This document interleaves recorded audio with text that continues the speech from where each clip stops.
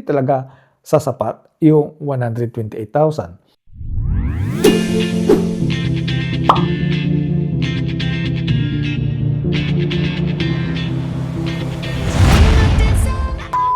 Panibagong araw, panibagong vlog. So for today's video is pag-uusapan natin kung magkano ba talaga ang kailangan mong pocket money o pera na dala pag nagbakasyon sa Pilipinas.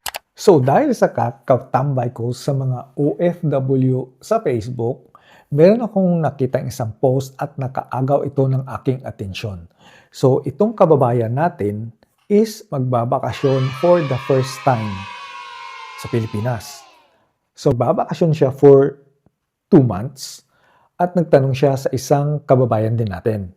So pinost ni kabayan natin yung kanilang conversation. Ilalagay ko lang dyan sa screen. So ito yung exchange message nila. So shout out sa inyong dalawa mga kabayan. So Kabs, tanong lang ako, sapat na kaya itong ipon ko? Uuwi ako sa June at ito ang una kong bakasyon sa Pinas. 2 months, vacation ko, babalik din ako. So, ito yung tanong ng kababayan natin na uuwi ng Pilipinas kasama yung picture ng kanyang ipon na nasa bangko.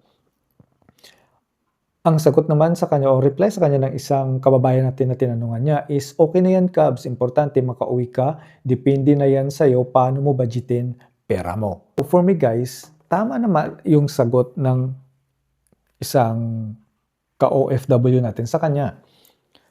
128,000 is like big enough na siguro for holiday. Nakadepende na lang talaga yan kung paano mo gagastusin ang pera mo. Kasi guys, for me, in my own opinion, hindi mo kailangang magkaroon ng malaking pocket money para makapagbakasyon sa Pilipinas. Unang-unang tanong, bakit ka ba magbabakasyon? Of course, kasagutan dyan, for me, this is my own opinion, para makapagpahinga at makapag-spend time sa pamilya, like sa mga anak, asawa, magulang, kapatid, ganyan. So, for me, that's the reason bakit nagbabakasyon isang OFW.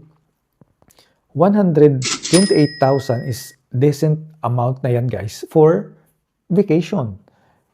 Depende yan kung paano yung lifestyle mo pagdating sa Pilipinas.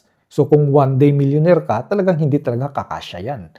And as we all know, sa panahon ngayon, sobrang mahal na din sa Pilipinas.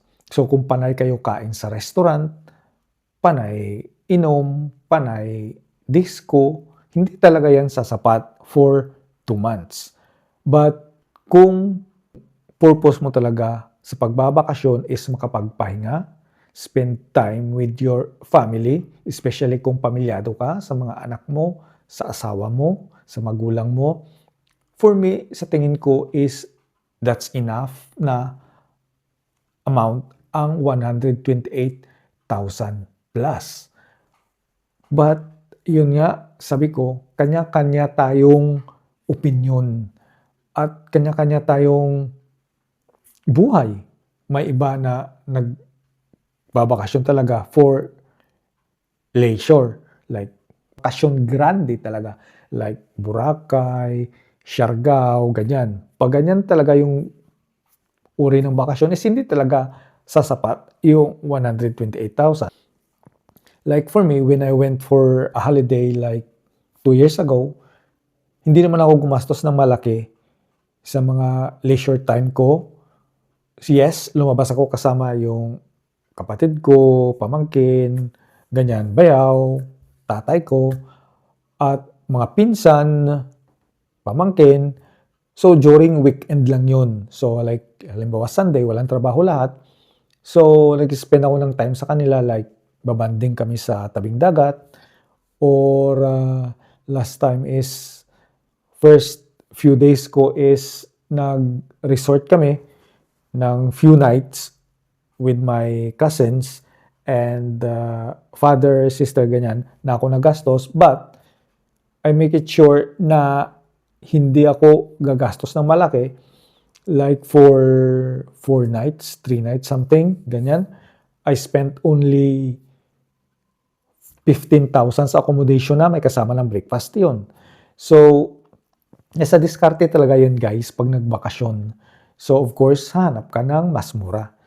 At for me, ang main purpose ko lang naman when I went for that vacation was makapagpahinga talaga at makapag-spend time with my father and sister and pamangkin because it's been like 8 years na hindi ako nakauwi. Siguro nakita yun naman sa mga vlogs ko dyan bakit nasabi ko na hindi ako nakauwi for that long period of time. At most of my pocket money na dala ko nun is I spent it sa investment. At isa pang rason bakit hindi ako nakagala ng masyado noon, it was because nagkasakit ako, ina-allergy ako doon sa Pilipinas kasi during that time was summer season, mainit talaga yung time na yun. So nagkakasakit ako, nagkakaubo, ganyan, allergy, sabi ng doktor na umuwi ako. Kasi nga nung umalis ako dito sa Italy is malamig, pagdating ko doon sa Pilipinas is biglang init. So umabot pa ng 45 yung temperature doon. Kaya nagkasakit ako. Kaya by force, bahay lang ako. Kaya isang rason din yun kung bakit ako nakatipid. Hindi kami masyadong nalakain sa labas. As in, lutong bahay talaga kami.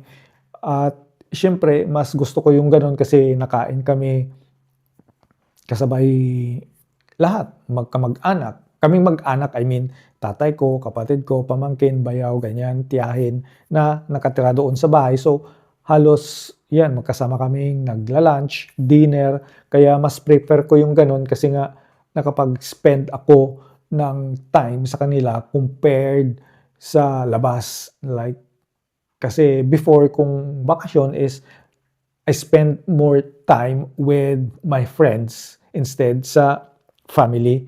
Ganyan, yes, inaamin ko yan, napagastos ako noon kasi nga labas, kain, gastos, ganyan.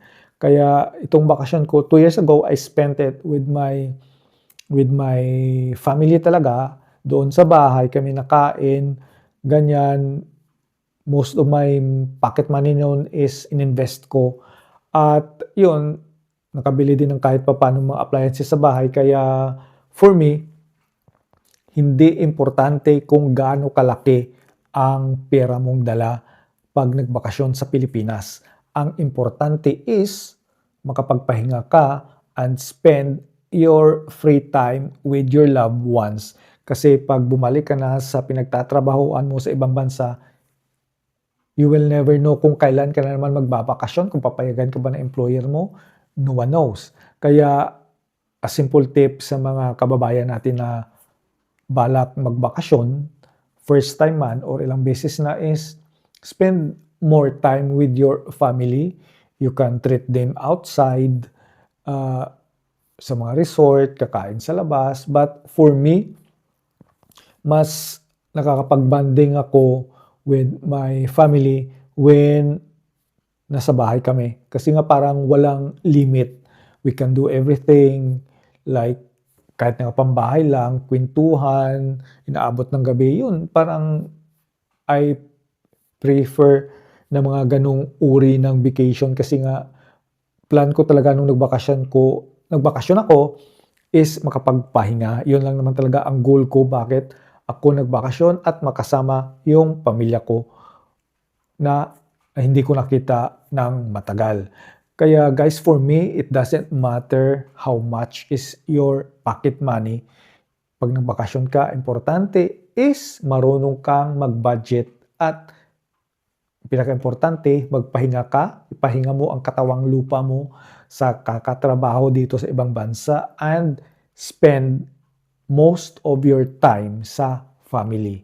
Because no one knows, baka pagbalik mo sa trabaho, one of your, knock on the wood, one of your family member is mawala. Kaya yun yung mabigat pag hindi ka nakapag-spend ng maayos sa pamilya mo during your vacation. So guys, I hope nagustuhan nyo yung video ko na to. At yun, kung hindi ka pa nakapag-subscribe is mag-subscribe ka na. At i-hit yung notification bell para lagi kang updated. At kung meron kang komento sa video ko na to is i-comment mo lang yan sa baba. At kung nagustuhan mo is i-like at i-share mo na din. So guys, kita-kits tayo sa susunod.